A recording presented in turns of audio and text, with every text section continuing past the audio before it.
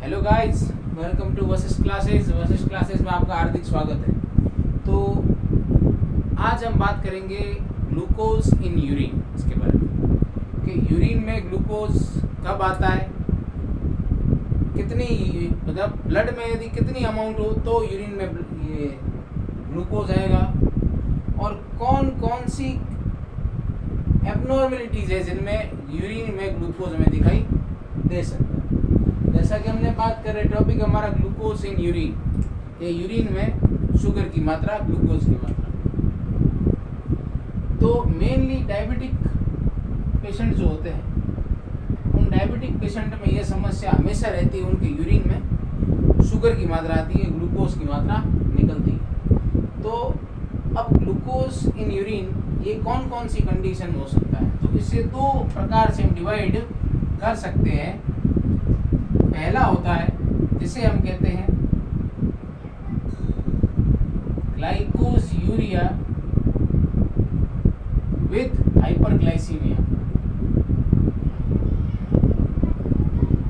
ग्लाइकोज urea with hyperglycaemia. दूसरा होता है ग्लाइकोज यूरिया विदाउट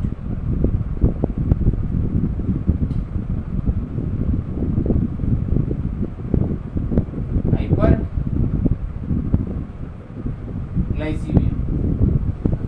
अब इन दो कंडीशन हम इसे डिवाइड करते हैं। पहला होता है ग्लाइकोज यूरिया विथ हाइपरग्लाइसीमिया, मतलब जब आदमी को डायबिटीज हो, डायबिटीज की प्रॉब्लम हो, जब उसके सीरम में या उसके ब्लड में ग्लूकोज की मात्रा ज़्यादा हो, उस समय यूरिन से शुगर का बाहर निकलना, ग्लूकोज का बाहर निकलना, इस सिचुएशन को कहते हैं ग्लाइकोज यूरिया विथ हाइपरग्लाइसीमिया। दूसरी कंडीशन ये होती है कि जब हाइपरग्लाइसीमिया नहीं है, आदमी को डायबिटीज नहीं है, लेकिन उसके बावजूद यूरिन में शुगर आ रही है, ग्लाइकोज यूरिया विदाउट हाइपरग्लाइसीमिया। तो ग्लाइकोज यूरिया विथ हाइपरग्लाइसीमिया, इससे ये कब होता है, तो सबसे पहला है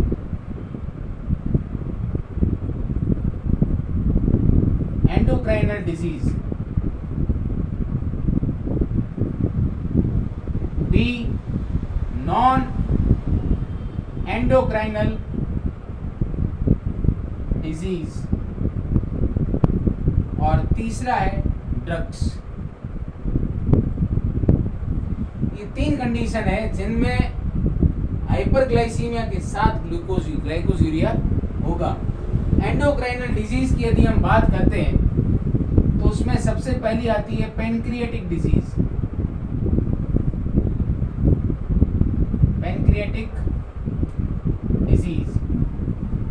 अब जैसा कि आपको पता है, पैनक्रियाज होता है, पैनक्रियाज में बीटा सेल्स होती है, और बीटा सेल्स इंसुलिन का मैन्युफैक्चरेशन करती है, उसका निर्माण करती है, और फिर जब इंसुलिन वहाँ फॉर्मेशन होता है, इंसुलिन बनता है बीटा सेल्स में, और वह इंसुलिन आगे ब्लड में आकर के ग्लूकोज को सेल्स के अंदर ले जाने की प्रेरणा देता है, या ग्लूकोज को कंज्यूम करने का प्रोवाइडेशन, या ग्लूकोज को प्रोवाइड करवाता है कि भाई सेल्स उसको कंज्यूम कर सके। तो वो कौन सा हार्मोन है, इंसुलिन हार्मोन, कहाँ से निकलता है, पैनक्रिया से। तो ये डायरेक्टली ड्रेस में आ गया कि ग्लूकोज तब हो सकती है जब ग्लाइकोज हाइपरग्लाइसीमिया कब हो सकता है, जब पैनक्रियाटिक डिजीज हो।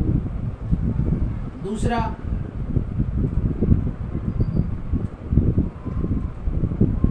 डायबिटीज मेलाइटस, वो भी एक प्रकार से पैनक्रियाटिक डिजीज के रूप में हम इसे मान सकते हैं कि इंसुलिन का फॉर्मेशन हो रहा है, सेल्स उसको कंज्यूम नहीं कर पा रही, और धीरे धीरे इंसुलिन फॉर्मेशन कम होता जाता है।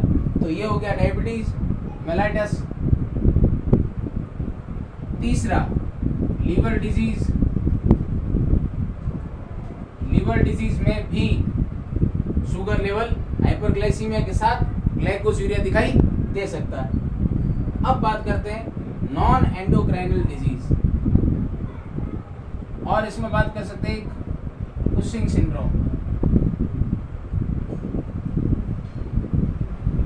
कुशिंग सिंड्रोम में भी यह सिचुएशन हमें दिखाई दे सकती है, ग्लाइकोज यूरिया विथ हाइपरग्लाइसीमिया। तो चार ऐसी डिजीजेज है। सबसे पहला pancreatic, diabetes mellitus, liver disease और कुशिंग सिंड्रोम। अब आगे बात करते हैं नॉन एंडोक्राइनल डिजीज के बारे में। तो नॉन एंडोक्राइनल डिजीज में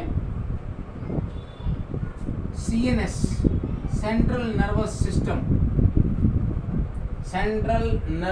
सिस्टम यदि अपना काम करना कम कर दे या उसके कार्य में कोई प्रॉब्लम आए तो उस कंडीशन में नॉन एंडोक्राइनल डिजीज में हमें ये सिचुएशन दिखाई दे सकती है। तीसरा ड्रग्स में बात करें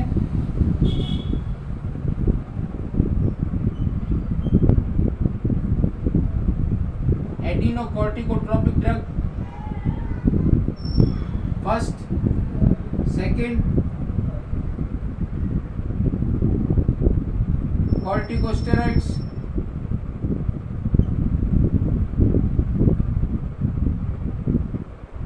एडिनोकॉर्टिकोट्रोपिक ड्रग्स, कॉर्टिकोस्टेरॉइड्स और एजाइड्स।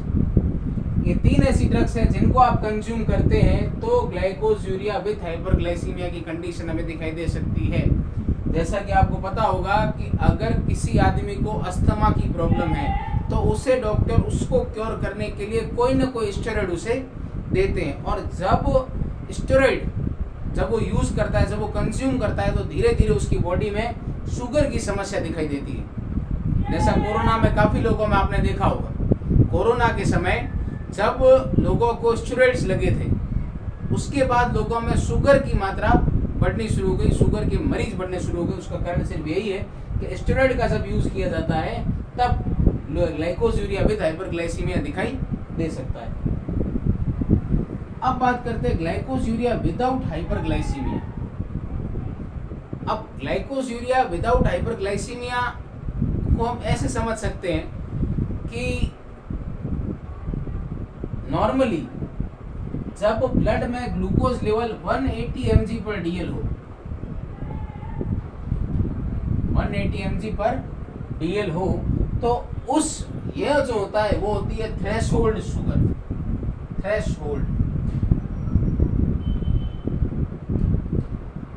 थ्रेशोल्ड ग्लूकोज लेवल होता है एक किडनी के लिए कि जिसमें वो ग्लाइकोज़ूरिया को दिखा सके अपनी बॉडी में, कि उस समय यह बता सकता है कि भाई ये ग्लाइकोज़ूरिया है।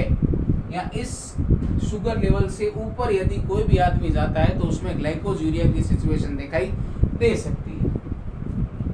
लेकिन कभी कभी हमारे शरीर में क्या होता है कि बॉडी ग्लाइकोज़ूरिया तक या उस थ्रेशोल्ड तक पहुंची नहीं, 180 mg पर DL तक हमारी बॉडी नहीं पहुंची, लेकिन उसके बावजूद हमारा शरीर ग्लाइकोज़ूरिया बताता है, यूरिन में ग्लूकोज की मात्रा बताता है। क्यों? क्योंकि धीरे धीरे शुगर को डायरेक्टली वैसे रिकंज्यूम किया जाता है। धीरे धीरे हमारी बॉडी, हमारी जो किडनीज है वो शुगर को धीरे धीरे रिकंज्यूम करना शुरू कर देती है और उसकी थ्रेशोल्ड 180 से नीचे चली जाती है। 180 से जैसे ही किडनी की थ्रेशोल्ड नीचे जाएगी तब वो क्या करेगा, जैसे उसकी थ्रेशोल्ड, मान लो कि उस समय किडनी की थ्रेशोल्ड चेंज हो गई। अब थ्रेशोल्ड पहले नॉर्मल क्या होती है 180, अब उस आदमी में क्या है जिसको ग्लाइकोज़ूरिया विदाउट हाइपरग्लाइसीमिया है, तो उस सिचुएशन में थ्रेशोल्ड 180 से नीचे चली जाएगी। मान लो 140 पहुंच गई, मान लिया कि उसकी थ्रेशोल्ड कितनी है 140 mg पर DL। अगर 140 mg पर DL उसकी ब्लड की शुगर जैसे ही पहुंचेगी, जैसे ही वो थ्रेशोल्ड को टच करेगा तुरंत किडनी उसमें से शुगर को निकालना शुरू कर देगी। तो उस समय क्या होगा, ग्लाइकोज़ूरिया दिखा देगा लेकिन हाइपरग्लाइसीमिया नहीं होगा। उस आदमी में हाइपरग्लाइसीमिया नहीं होगा। क्यों? क्योंकि उसकी थ्रेशोल्ड बॉडी ने डाउन कर दी है, उसकी किडनी ने उसकी थ्रेशोल्ड ग्लूकोज लेवल को कम कर दिया है। जो पहले 180 mg पर DL था उसको चेंज करके 140 mg पर DL पर वो ले आया, और जैसे 140 mg पर DL जैसे ही ब्लड की शुगर पहुंची, जैसे उस सीरम में, उस ब्लड में 140 mg पर DL शुगर पहुंचेगी तो किडनी उसमें से शुगर को हटाना शुरू कर देगी, निकालना शुरू कर देगी। तो उस सिचुएशन को कहते हैं ग्लाइकोज़ूरिया विदाउट हाइपरग्लाइसीमिया। यह एक डिसऑर्डर तो नहीं मान सकते, या इसे हम कह सकते हैं फंक्शनिंग में प्रॉब्लम हो जाती है, शरीर के फंक्शनिंग में दिक्कत होना, कम्युनिकेशन प्रॉपर नहीं हो पा रहा है ब्लड और किडनी के बीच में, प्रॉपर कम्युनिकेशन नहीं हो रहा और प्रॉपर सेंसेशन किडनी तक नहीं पहुंच पा रहे और इस कारण से थ्रेशोल्ड डाउन चली गई। जैसे ही थ्रेशोल्ड डाउन गई, डाउन जाते ही उसने ग्लाइकोसूरिया को शो करना शुरू कर दिया, जबकि उसको शुगर तो थी ही नहीं। इस सिचुएशन को कहते हैं ग्लाइकोसूरिया विदाउट हाइपरग्लाइसीमिया। उम्मीद है आपको ये टॉपिक समझ में आया होगा। इसमें यदि आपको कोई भी प्रकार की दिक्कत हो आप मुझे कमेंट करके बताइए, तो मैं उस कोशिश करूंगा कि आपको समस्या का निवारण किया जा सके। और अगर आपको कोई भी हमसे नए टॉपिक पर बात करनी हो तो हमें कमेंट कीजिए, हमारा चैनल सब्सक्राइब कीजिए, लाइक कीजिए, शेयर कीजिए। टारगेट रखते हैं आज 50 लाइक्स का, अब देखते हैं आप 50 लाइक पहुंचाते हो नहीं। Thank you.